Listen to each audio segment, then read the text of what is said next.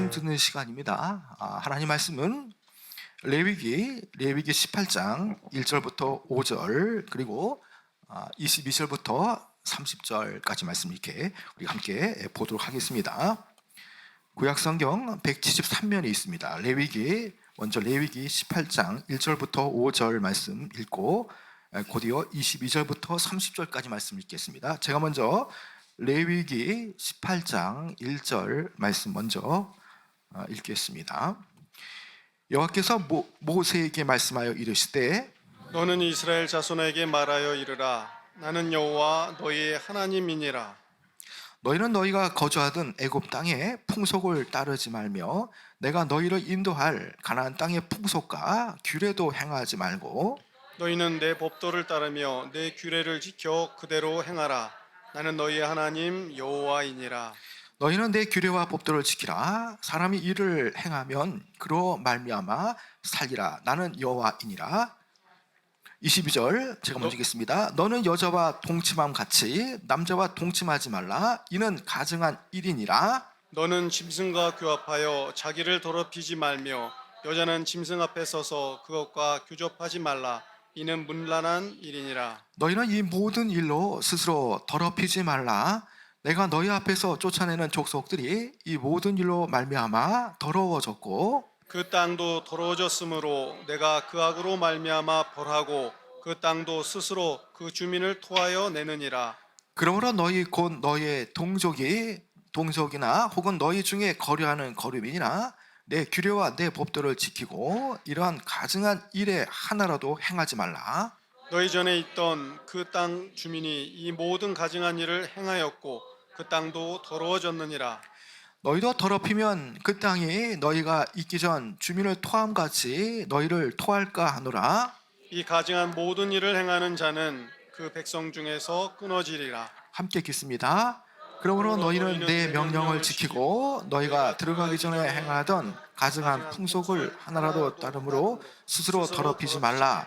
나는 너희의 하나님 여호와이니라. 아멘. 이 구약 성경 가운데에 특별히 이 레위기서는 거룩의 교본이자 텍스트라고 불릴 수 있죠. 레위기서 전체를 한마디로 요약한다면 과연 어떻게 우리가 말할 수 있을까요? 나 여호와가 거룩하니 너희도 거룩할지니라 라고 우리가 요약을 할 수 있을 겁니다. 여러분, 그것은 무엇입니까? 하나님께서 이스라엘을 택하신 이유가 무엇이겠습니까? 그것은 하나님을 섬기며 그분의 영광을 전 세계에 또 하나님의 영광을 드러내도록 하시기 위한 그런 사명을 부여받은 나라로서 그리고 거룩한 족속으로 제사장 국가로 부르셨기 때문이라는 것이죠. 바로 여기에 이 거룩해야 할 존재적 이유가 있는 것이죠.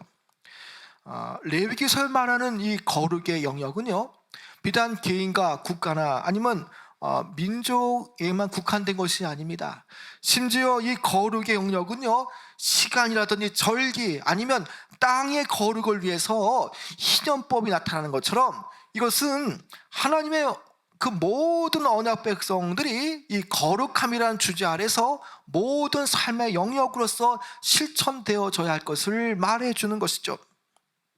이 거룩한 삶의 요청에 대해서 레위기의 백성들은 요청받았고요, 동시에 이 말씀을 듣고 있는 우리 또한 세상의 소금과 빛 역할을 감당해야 할 그런 그리스도인 전체의 도전으로 우리에게 이 말씀은 와닿는 것이죠.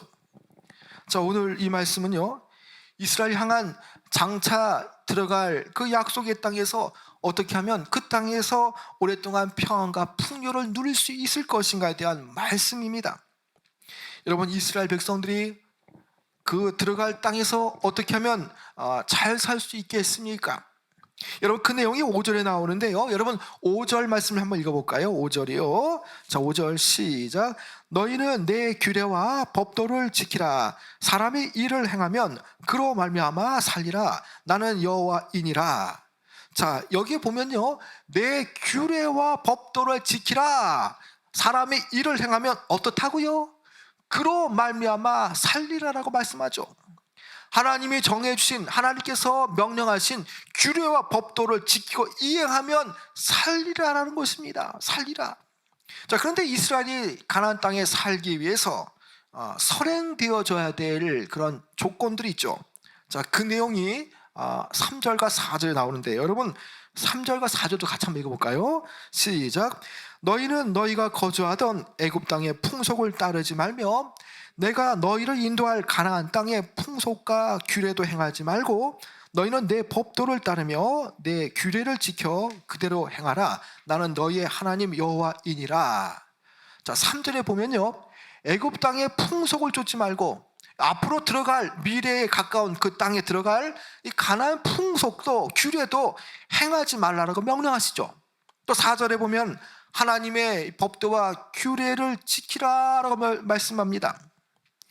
여러분, 이스라엘이 하나님의 이 다스림 아래 산다라는 것은 애굽의 풍속과 이 가나안의 그런 풍속의 이 규례와 법들을 따르지 않는 것을 말해주죠. 여러분, 그렇습니다. 애굽과 이 가나안의 이방인의 법도와 규례 그리고 풍속과 문화를 따르지 않는 것은요, 이스라엘이 온전히 사는 길입니다. 그리고 그 땅에서 평안 가운데 살 수 있는 비결이 되어진다는 것이죠. 여러분, 이스라엘이 사는 길은요, 이스라엘이 온전히 살 수 있는 길은요, 하나님의 뜻에 맞춰서 사는 이 길밖에는 없다라는 겁니다. 여기서 살리라는 말이 구체적으로는, 이 좁은 의미로는 가나안 땅을 차지하며 하나님의 백성의 공동체를 이루며 산다는 뜻이지만요, 동시에 더 나아가 넓은 의미로는 하나님의 약속된 복을 받아서 평화롭고 풍성한 삶을 누린다는 뜻이 여기에 내포되어 있다는 것이죠. 바로 이 5절에 이 살리라라는 이 말씀 속에는요, 언약의 여러 이 함의적인 의미가 이 속에 내포되어 있다는 것입니다. 여러분, 어찌 보면 하나님 주신 규례와 규명은요, 지키면 사는 것이고 불순종하면 죽음을 초래하는 계명이라는 것이죠. 여러분, 그렇기 때문에 이스라엘은요, 어떤 상황에 어떤 곳에 들어가든 하나님의 계명을 지키기 위해서 사활을 걸어야 되는 거죠. 결국 여호와의 법도와 규례를 힘써 행하는 것은요, 이 가나안의 이방 풍속을 극복하는 비결이자 동시에 그 땅에서 축복을 누리며 살 수 있는, 진정으로 온전하게 살 수 있는 길이 되어지는 것이죠. 여러분, 이 레위기 18장은요, 하나님께서 특별히 이 부분에서는 이 가나안 땅의 이 성적인 그런 이 잘못된 그 문화와 이 단절을 하도록 그들에게 규례로 주신 그런 명령이고, 또 그런 이 계명이라는 것입니다. 자, 그것은 이스라엘이 충분히 얼마든지 넘어설 수 있는 그런 이 경계를 이렇게 제시하여 준 부분이라는 것이죠. 먼저 6절부터 18절까지의 내용은요, 가까운 친척 사이에 벌어져서는 안 될 성관계를 규정하고 있고요, 19절부터 20절의 내용은 정당한 결혼 관계에서 지켜져야 할 성적 활동의 경계선을 제시하고 있고요, 그리고 아울러 일체의 혼의 관계의 성관계를 금지하는 내용입니다. 그리고 21절부터 23절의 내용은요, 아주 변태적이고 사악한 성관계, 또 이런 동성애를 단죄하고 있고요, 24절부터 30절의 내용은 이러한 경계선을 넘어설 때에 이 경계를 넘어버리는 그 공동체나 개인에 대한 하나님의 엄중한 심판을 선포하고 있는 것이죠. 특별히 오늘은요, 22절 말씀을 중심으로 좀 말씀을 살펴보고자 합니다. 여러분, 22절 말씀 한번 읽어볼까요? 22절 시작. 너는 여자와 동침함 같이 남자와 동침하지 말라. 이는 가증한 일이니라. 자, 22절에 보면요, 동성애에 관한 내용이 나오죠. 구약 성경에서 특별히 이 가나안 지역에 만연되어진 동성애 풍습에 대해서 구약 성경은 분명하게 금하고 있습니다. 여러분, 이 내용을 보게 되어진다면 그만큼 이 동성애의 죄의 관영함이 이 고대 근동 사회라든지 아니면 이 가나안 땅에 이런 잘못된 악습으로 만연되었다는 것을 우리가 예상할 수가 있다는 것이죠. 여러분, 그렇다고 해서 신약 시대에 이런 것이 없었느냐? 아닙니다. 여러분, 로마 시대 때에도 역시나 이런 동성애와 잘못된 이런 이 성적인 일탈은 많았다라는 것이죠. 여러분, 왜 하나님께서 이 동성애를 금하신 이유가 과연 무엇이겠습니까? 여러분, 그것은 이 동성애 행위는요, 이 하나님의 창조 질서를 거스르는 행위가 되기 때문이라는 겁니다. 하나님께서 에덴에서 만드신 최초의 제도는 과연 무엇이겠습니까? 여러분, 그것은 성경에서 말하는 그 결혼, 즉 동성끼리의 결혼이 아니라 남자와 여자가 한 몸을 이루는 그 창조의 섭리에 따른 결혼을 말하는 것이죠. 바로 최초의 제도는 결혼이고, 결혼을 통해서 가족이 생겨지는 가정제도를 말하는 것이죠. 그런데 이 동성애의 문제는요, 이 모든 하나님께서 만들어 놓으신 제도, 이런 계획들을 다 허무는 것들입니다. 가정이 깨어지게 되어지죠. 동성애의 결혼을 통해서 이 하나님이 말씀하신 결혼 원리를 정면으로 반대하게 되어진다는 것입니다. 여러분, 성을 창조하시고 각기 다른 그 성의 조화를 이루게 하신 하나님의 창조 원리에 역행하는 것이 바로 동성애라는 것입니다. 여러분, 하나님께서 만드신 창조 질서를 파괴하는 행위에 대해서 주님은 율법으로 명문화해서 법으로 이것에 대해서 금지토록 하셨다라는 것입니다. 하나님께서 이 동성애에 대해서 22절 하반절에 어떻게 말씀하고 있습니까? 여러분, 22절 하반절, 이는 어떤 일입니까? 이는 가증한 일이니라 라고 말씀하지 않습니까? 22절 하반절에. 여기에 가증한 일이라는 것은 히브리적 이 표현으로는요, 가장 강력한 비난을 하는 일을 말할 때 가증한 일, 즉 미워하고 혐오한다는 뜻이 여기에 있습니다. 18장을 전체를 보게 되어지면요, 이 가증한 일, 하나님께서 미워하시는 일에 대해서 무려 5회에 걸쳐서 이 내용이 나오고 있고요, 이것은 그만큼 하나님께서 이 성적 일탈 행위인 동성애를 미워하신다는 뜻이 여기에 포함되어 있다는 것입니다. 성이라는 것은 하나님께서 인간에게 주신 값진 선물이지만, 동성애 같은 그런 성적 범죄함과 오용이 나타나게 되어지면 반드시 그 사회는 멸망으로 잘못된 길로 치닫을 수밖에 없다는 것을 말해 줍니다. 여러분, 동성애의 죄로 인해서 심판을 당한 그 대표적인 도시가 어디입니까? 바로 소돔과 고모라 땅이죠. 여러분, 소돔과 고모라 사람들은요, 의인 10명을 찾기 위해서 찾아온 그 천사들을 바로 쾌락의 도구로 삼기 위해서 천사들을 접근하였다가 하나님의 진노로 철저하게 파괴되어진 도시입니다. 여러분, 이 구약의 이 소돔과 고모라 땅에 대해서 신약은 또 어떻게 표현하고 있습니까? 유다서 1장 7절에 보면요, 소돔과 고모라와 그 이웃 도시들도 그들과 같은 행동으로 음란하며 다른 육체를 따라가다가 영원한 불의 형벌을 받음으로 거울이 되었느니라.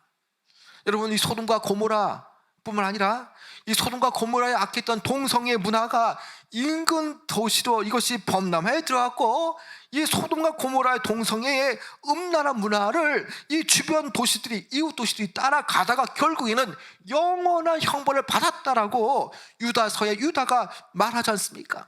그것은 바로 후대에 이 거울이 될 만한, 이런 반면 교사가 될 만한 말씀이라고 지금 피력하고 있다는 것입니다.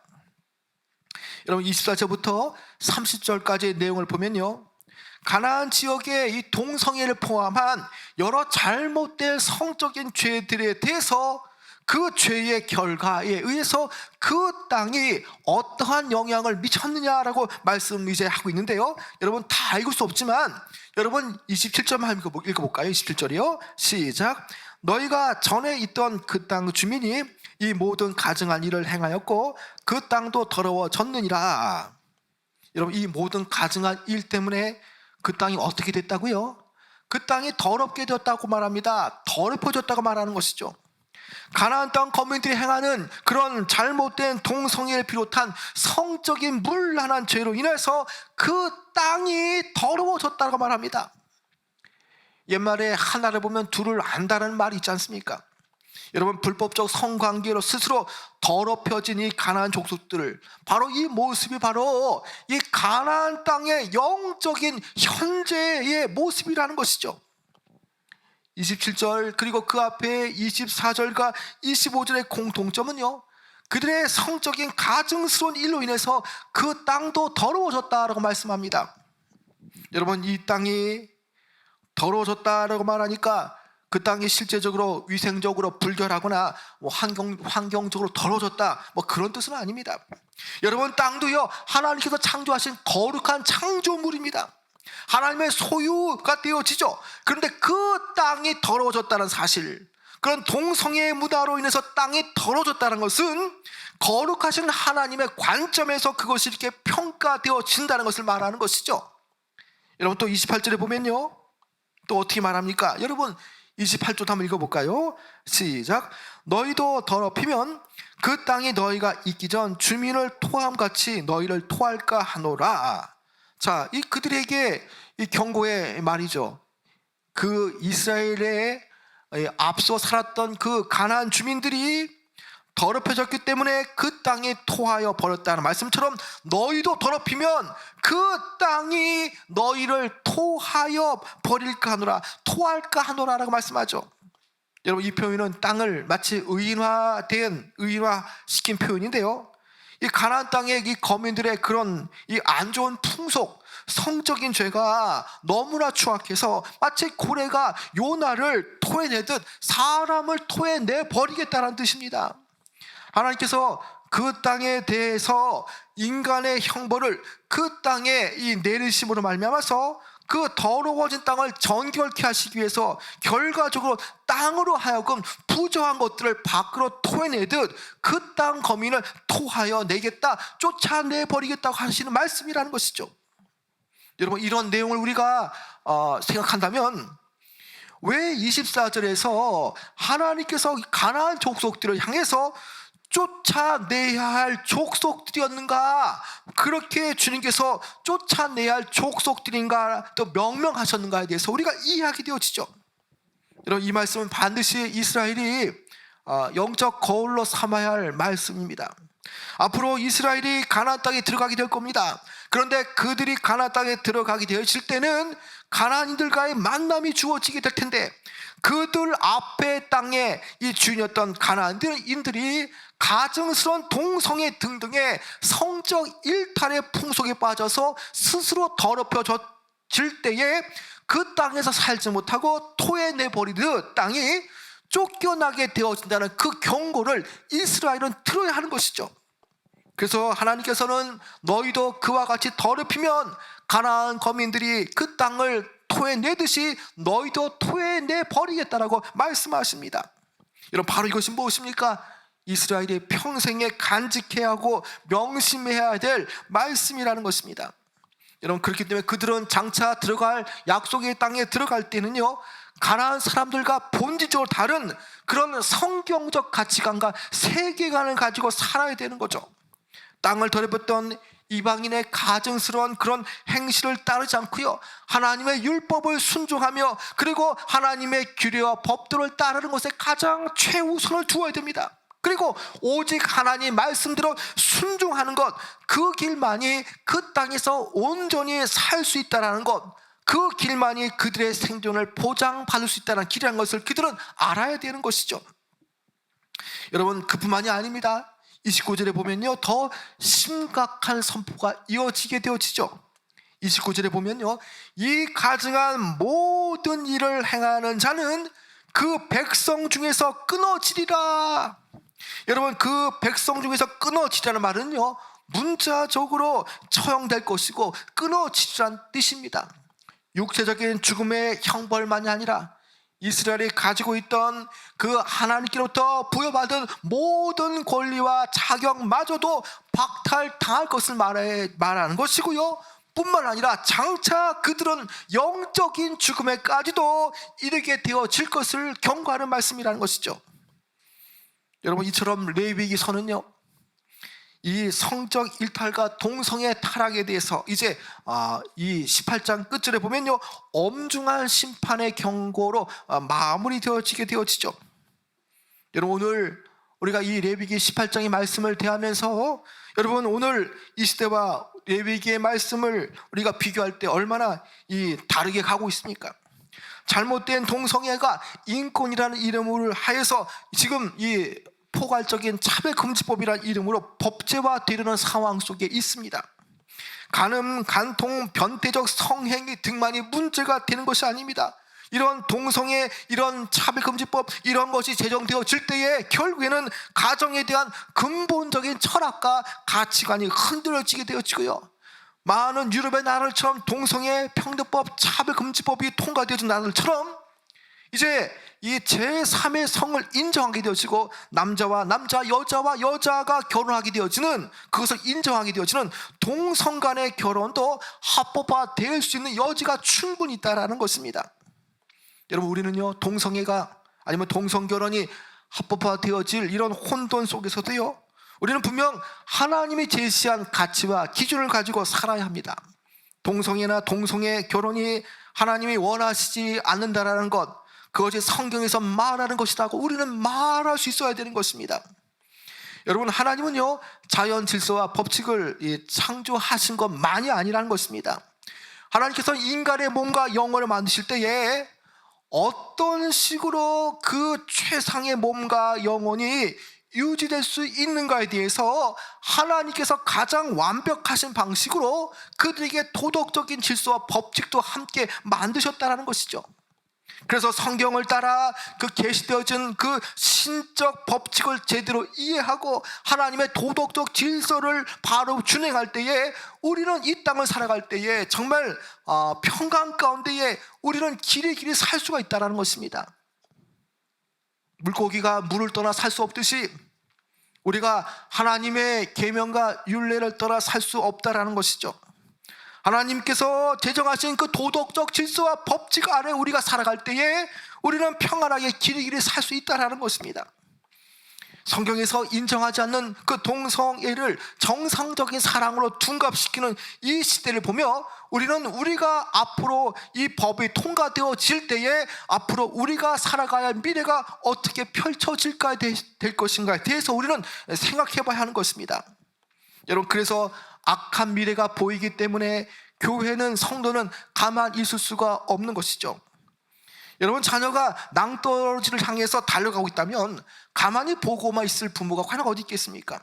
여러분, 어떻게 하든 막아야 되지 않겠습니까? 개인과 공동체 그리고 국가가 건강하고 풍요롭게 이 땅에서 잘 살 수 있는 길은요, 성경에 게시되어진 그런 신적 질서와 법칙을 확신하고 삶의 유일한 기초로 삼는 데 있습니다. 그리고 그렇게 살 때에 이 나라 이민족에게 미래가 보장되어진다는 것입니다. 여러분, 하나님의 진리의 말씀은요, 교회 안에만 국한되어진 진리의 말씀이 아닙니다. 우리가 교회 문을 박차고 나갈 때에 이 하나님의 진리의 말씀은요, 가정 안에서의 진리의 말씀이 되어지고 일터에서의 진리이며 학교에서의 진리이며 그리고 실험실과 연구실의 진리의 말씀이 되어지고요, 법원과 국회의사당 안에서의 진리가 되어집니다. 그렇게 하나님의 진리의 말씀은요, 온 세상을 다스리는 우주적인 진리의 말씀이 되어지는 것이죠. 여러분, 만약 동성애 그리고 이 동성결혼 그리고 남자와 여자가 아닌 제3의 성을 인정하는 포괄적 차별금지법 같은 법안이 통과되어진다면 과연 대한민국 땅은, 대한민국 사회는 과연 어떻게 되겠습니까? 포괄적 차별금지법이 합법화되어지는 그 순간부터 분명 기독교는 큰 이 극심한 이 어려움을 겪게 되어지고 성도들뿐만 아니라 모든 국가 개인들이 고난에 직면하게 되어질 것입니다. 여러분, 사람은요, 과거의 역사를 통해서 현재를 또 보고 미래를 조망할 수 있어야 되는 것입니다. 우리가 지금 차별금지법이 통과되지 않았지만 이미 차별금지법, 또 비슷한 이름의 평등법, 동성애법이 통과되어진 유럽의 나라들이라든지 이미 통과되어진 영국이라는 나라를 보면은 그 법이 통과되어졌을 때에 그 나라가 어떻게 상황이 바뀌었는지를 보면서 우리는 지금부터 이것을 막기 위해서 준비가 되어져야 되겠죠. 여러분, 영국의 경우를 좀 살펴봤는데요, 여러분, 영국의 차별금지법, 그 나라는 평등법이라고 말했던 것 같은데요, 이 평등법이 통과되어지고 난 뒤에 그 영국이라는 땅에 어떤 일이 벌어졌겠습니까? 교회가 몰락해서요, 국민들 가운데 교회를 출석하는 출석률이 2%까지 떨어지게 되었습니다. 동성애를 죄로 선포했다고 해서 어떤 사람이 목사님을 신고하여 밀고하여서 감옥 가고 또 3천만 원 이상의 벌금을 묻는 경우가 있다라는 거죠. 기독교의 반감을 가진 사람이, 직장에서 크리스찬들이 목에 거는 십자가 목걸이가 기독교를 상징하는데, 그 기독교의 그 십자가 목걸이, 그것은 타 종교의 역차별을 준다고 해서 일체의 기독교인들이 십자가 목걸이를 직장에서 못하게 된 경우도 있다라는 겁니다. 또 어떤 이는 동성애 반대의 글을 페이스북에 올렸다가 대학에서 퇴학을 당한 경우도 있었습니다. 동성애 반대 입장의 목사님들은 처벌당하고, 또 동성애를 반대하는 회사도 문을 닫았다는 거죠. 어떤 동성애자가 교회의 전도사로 지원했는데 그 교회가 교회 직원으로 뽑아주지 않아서 6,500만 원의 벌금을 내야 했던 경우도 있었던 것입니다. 교회를 동성애자에게 결혼식장으로 빌려주지 않아서 당회와 교회가 처벌을 받는 경우도 허다했습니다. 그리고 길거리에서 전도하다가 체포당하는 일도 비일비재로 많았다는 것입니다. 바로 이것이 동성애 차별금지법, 또 평등법이 통과되어진 이후에 영국의 현실이라는 것입니다. 여러분, 동성애 차별금지법이 통과되어지고 이것이 법제화되어지고 합법화되어지면 이런 일이 우리에게도 펼쳐지게 되어진다는 것입니다. 여러분, 우리가 강 건너 불구경하듯이 이렇게 멀리서 바라보면 안 된다는 것입니다.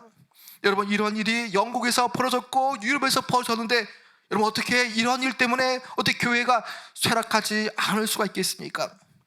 여러분, 지금 영국 교회는요, 정부와 어느 정도 야합하는 교회만이 살아남고 있는 실정입니다. 한때 기독교의 문명의 꽃을 피웠던, 한때 기독교의 그 정말 복음의 꽃을 피웠던 유럽의 교회들이 바로 이 같은 상황 속에서 이러한 과정을 겪으면서 세상 속에서 서서히 이름도 없이 빛도 없이 잠식되어 갔다는 것입니다. 지금 한국 사회와 한국 교회는 바로 이러한 중대한 기로에 서 있습니다. 여러분, 악법은요 통과되는 것이 아닙니다. 잘못된 악법은 막아줘야 합니다. 악법이 통과되면 그 피해가 고스란히 국민들이 지게 되기 때문이라는 것이죠. 서구의 경우에 서구의 많은 교회들이 침묵하다가 이 평등법 차별금지법이 통과되었습니다. 그들의 마음은 이렇습니다. 많은 목회자들이 설마 그렇게 되겠어? 라는 마음으로 설마 하다가 그렇게 법이 통과되었습니다. 여러분, 그런데 한번 제정된 법률은요 되돌이키기 쉽지 않고요, 그 법이 여러 가지 꼬리에 꼬리를 물면서 많은 규제와 많은 어려움과 고난을 이렇게 이야기했다는 것이죠. 한국교회를 향한 유럽교회 목사님들의 이 핀맺힌 호소를 지금 한국교회는요 귀를 기울여야 될 때입니다. 바로 지금은 어떤 때입니까? 거룩을 위해서 값을 치러야 될 때라는 것입니다. 동성애 허용을 하는 그런 차별금지법이 본격적으로 이제 발의된 것은 2007년도부터 우리가 볼 수가 있습니다. 2007년도부터 국회에 이 법이 상정되었는데요, 번번이 기독교의 중심에 아니면 정말 여러 윤리단체의 그런 운동을 통해서 이 법이 막아지게 되었는데요, 만약 2007년도에 이 차별금지법이 처음 나와 통과됐다면 여러 많은 목사님들이 감옥형을 받았을 겁니다. 많은 교회가 벌금형을 받았을 겁니다. 차별금지법을 막는 것은 몇몇 기관이나 몇몇 교회가 나설 일이 아닙니다. 모든 교회가 연합해서 이 차별금지법, 동성애 차별금지법을 막아내야 할 일이라는 것이죠. 여러분, 그래야 한국이 바로 갈 수 있고요, 교회가 살 수 있고 세계를 선도하며 전도할 수 있고요, 내 자녀 손주들이 정말 이 학교에서 제대로 된 그런 이 바른 가치관 아래서 성장하고 커갈 수가 있다는 것입니다. 여러분, 포괄적 차별금지법은요 건강한 가정을 해체하며 사회를 유지하는 기본적인 도덕을 파괴할 뿐만 아니라 헌법을 위반하여서 신앙과 양심, 학문과 표현의 자유를 명백히 침해하는 그런 독소 조항이 있는 요소들이라는 것입니다. 포괄적 차별금지법이 법제화되어지고 입법화되어서 이것이 이제 법으로 강력으로 나타나게 되어진다면 더 이상 우리는 기독교 신앙교육을 자녀들에게, 또 자녀 학생들에게 가르칠 수가 없게 되어지고요, 학교에서는 바른 가치관과 윤리관을 학생들에게 물려줄 수 없게 되어지고요, 결국에는 이러한 현실을 해서 대한민국의 자유와 건강한 미래는 없어지게 되어지죠. 성도들은요, 성경에서 말하지 않는 부분에 대해서 하나님께서 죄라고 말씀하시면 그 죄에 대해서 죄라고 말할 수 있는 사람이 되어져야 하는 것입니다. 마땅히 해야 할 일을 하지 않으면 교회가 무너지고 국가가 무너지고 가정이 무너지기 때문에 우리는 이 진실에 대해서, 이 불편한 진실에 대해서 우리는 반드시 말하고 이야기해야 하는 것이죠.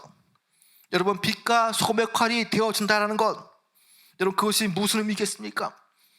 빛과 소금이 된다는 것은 별다른 것이 아니라 성경적인 진리를 내가 대가를 치를지라도, 내가 핍박을 받을지라도 마땅히 말하고 필요하면 행동으로 표현하는 것이죠. 미국의 웨스트민스터 신학교의 설립자인 이 그레샴 메이체이라는 학자는요, 복음을 받아들인 데 있어서 가장 큰 장애물은 그릇된 사상이라고 말한 바 있습니다. 그리스도인들이 감당해야 할 선교적 사명 가운데 가장 중요한 것은 무엇이겠습니까? 세상 사람들에게 예수 그리스도의 참된 복음과 진리를 가르쳐서 그들의 생각을 지금 잡고 있는 그릇된 사상으로부터 해방시켜서 주님께로 돌아오게 하는 것이죠. 옳은 길로 돌아오게 하는 것입니다. 여러분, 그래서 동성애 자를 미워하면 안 됩니다.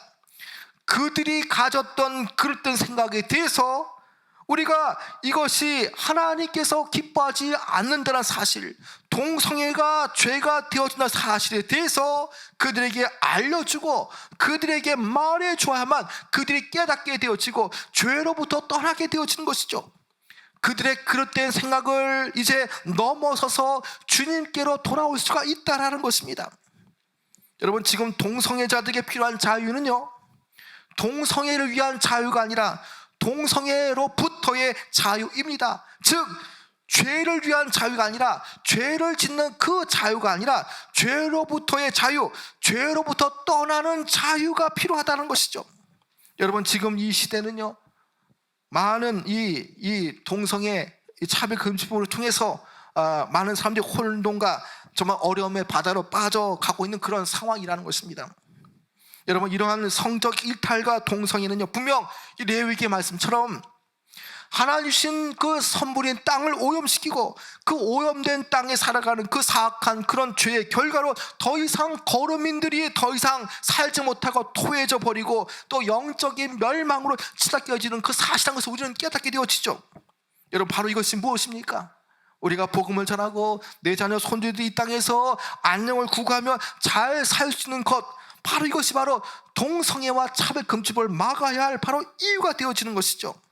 여러분, 그렇습니다. 우리가 이것을 막지 않는다면 과연 우리 앞의 미래는 어떤 식으로 펼쳐지겠습니까? 내 자녀 손주들에게 과연 어떤 땅을 물려주길 원합니까?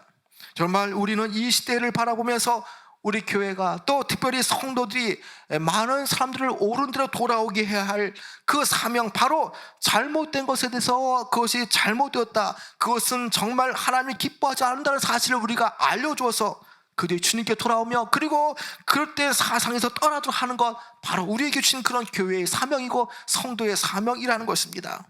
우리가 얼마큼 힘이 있느냐, 뭐 내가 몇 마디 한다고 해서 그게 바뀌어지겠냐, 그게 아닙니다. 우리가 이 적은 손길이라도요, 우리가 마음을 모으면요, 또 기도하고 또 이런 운동을 하면요, 반드시 차별금지법 막아지게 되어집니다. 여러분, 우리가 이 영국과 유럽 교회의 그런 상황을 우리가 보면서 우리가 차별금지법 반드시 막아내고, 그리고 이것이 하나님께서 기뻐하지 않는 사실을 알고 우리가 이것을 우리가 막아낼 수 있는 귀한 여러분 되어지길 축원합니다.